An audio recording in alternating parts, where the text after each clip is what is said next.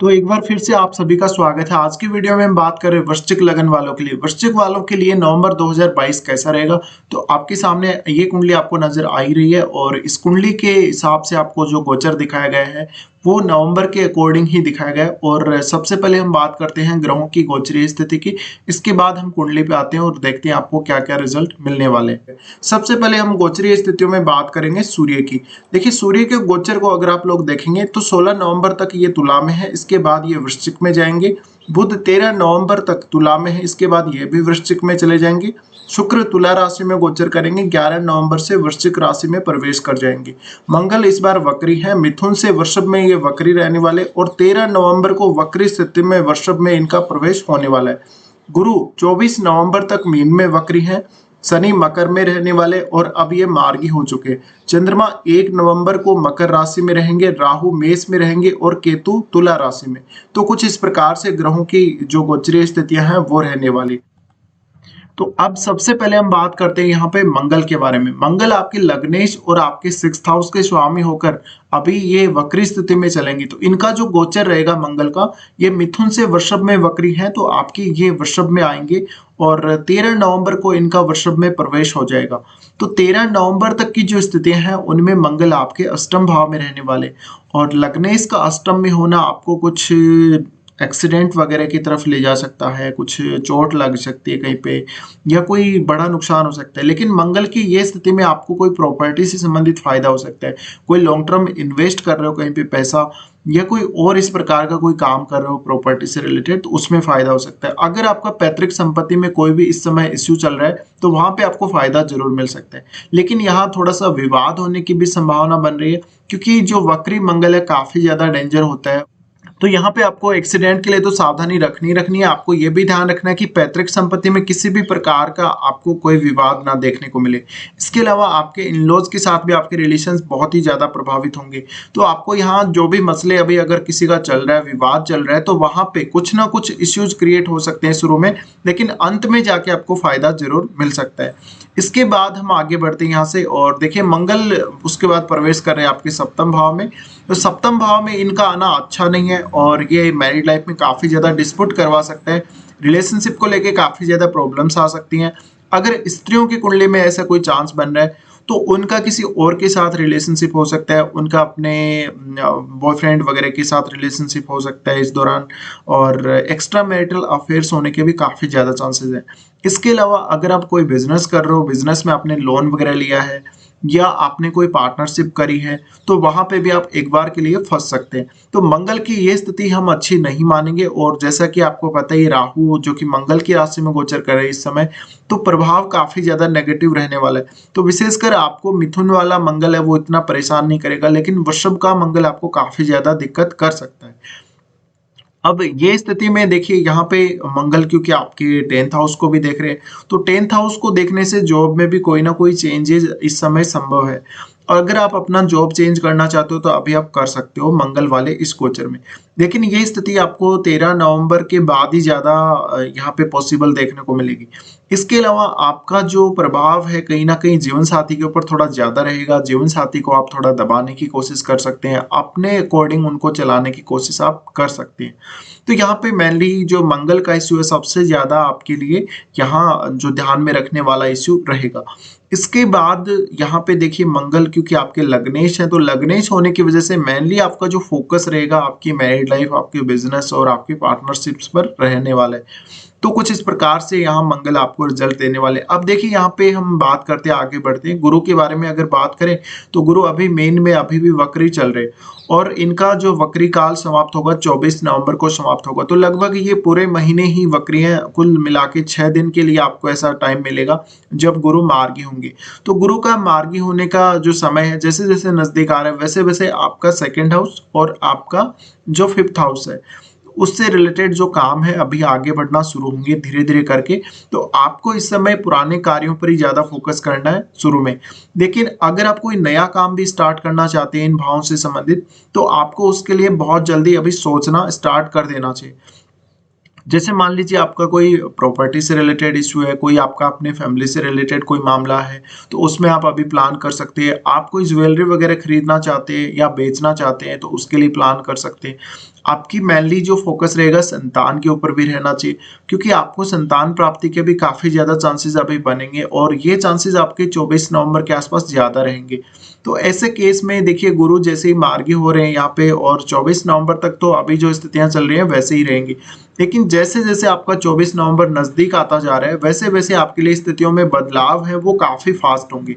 तो यहाँ पे गुरु ओवरऑल आपके लिए धन के लिए अच्छे हैं, आपके लक के लिए अच्छे हैं, और आपके सभी और अन्य जो भी कार्य हैं उनके लिए ओवरऑल अच्छे ही हैं गुरु। तो यहाँ पे आपको मेनली देखना पड़ेगा अपना, जो आप प्रॉपर्टी में कोई काम कर रहे हैं, अगर आप कोई प्रॉपर्टी डीलिंग का काम कर रहे हैं या किसी भी तरह का ऐसा काम कर रहे हैं, तो आपको काफी ज्यादा यहाँ पे फायदे मिल सकते हैं। आपके धन में वृद्धि हो सकती है, आपको शेयर मार्केट वगैरह से भी काफी ज्यादा फायदे हो सकते हैं गुरु के पंचम भाव में होने की वजह से। तो ये सब कुछ आपको देखना पड़ेगा। अब देखिए यहाँ पे मेनली हम आगे बढ़ जाते हैं और शनि के बारे में बात करते हैं। शनि का जो गोचर है इस बार काफी महत्वपूर्ण है, क्योंकि शनि अभी मार्गी हो चुके हैं और मकर राशि में गोचर कर रहे हैं। यहाँ पे ये आपके फोर्थ लॉर्ड भी बनते हैं, तो यहाँ पे इनकी जो दृष्टि पड़ रही है अभी भी पंचम पे पड़ रही है, तो थोड़ी बहुत रुकावट जरूर रह सकती है। लेकिन शनि भी अब आपको कोई ऐसा रिजल्ट नहीं देने वाले जहां पे आपको बहुत ज्यादा कोई परेशानी हो। हालांकि इस मंथ में आपको थोड़ा सा मेहनत ज्यादा करनी पड़ सकती है फिर भी। तो यहाँ जो रिलेशंस को लेके दिक्कत आ रही थी आपको अपने पड़ोसी, रिश्तेदार और जो भाई बहनों के साथ, उनमें कहीं ना कहीं अब थोड़ी कमी देखने को मिलेगी, वहां पे आपको कुछ रिलीफ मिलेगा। आप इस समय काफी ज्यादा मेहनत कर रहे होंगे, लगातार आप मेहनत करते ही जा रहे, लेकिन ये स्थितियों में बदलाव अभी बहुत जल्दी होगा। तो आपको इस समय अगर कोई लॉन्ग डिस्टेंस ट्रेवल का देखना है, कोई ऐसा कोई चांसेस अगर आपका बन रहे, तो आप लॉन्ग डिस्टेंस ट्रेवल कर सकते हैं। आपकी छोटी छोटी यात्राएं भी काफी ज्यादा होंगी।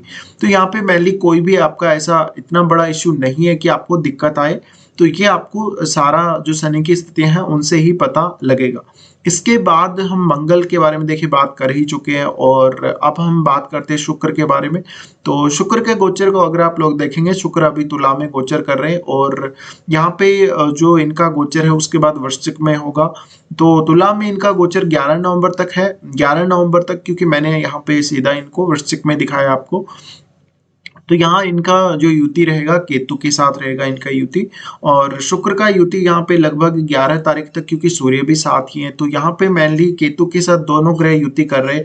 ऐसे में आपको इन युतियों पे जरूर ध्यान रखना चाहिए, और सबसे ज्यादा जो आपका प्रभावित होगा केतु के साथ शुक्र के युति से, आपका फॉरेन के साथ कोई भी कनेक्शन, आपका अपने पार्टनर के साथ रिलेशन, आपका अपने बिजनेस को लेके कोई ना कोई इश्यूज, तो इन सब का आपको ध्यान रखना ही रखना है। अब शुक्र का यहाँ पे आपके 12वें भाव में स्थित होना ये दिखाता है कि बिजनेस के लिए, अपने पार्टनर के लिए कोई बहुत बड़ा खर्चा, या विदेश में जा आप मान लीजिए यात्रा कर रहे हैं, आप विदेश जा रहे हैं, तो आपको उसके लिए कोई बहुत बड़ा खर्चा दिखाता है। इसके अलावा आपका यहाँ पे केतु के साथ शुक्र का स्थित होना ये थोड़ा डिटेचमेंट भी दिखाता है। तो केतु के साथ जब भी शुक्र की युति बनेगी आपको काफी ज्यादा प्रॉब्लम्स आ सकती हैं, आपको भौतिक सुखों की तरफ इतना ज्यादा रुझान नहीं रहेगा। ये स्थिति कुछ समय के लिए ही बनेगी, तो ज्यादा परेशान होने की बिल्कुल भी जरूरत नहीं है। अब यहाँ पे आगे बढ़ जाते हैं उसके बाद शुक्र, और उसके बाद वो 11 नवंबर को वृश्चिक में आ जाएंगे। तो वृश्चिक में यहाँ पे इनकी युति फिर सूर्य और बुध दोनों के साथ ही होगी। ऐसे में ये एक अच्छा धन योग हो सकता है आपके लिए।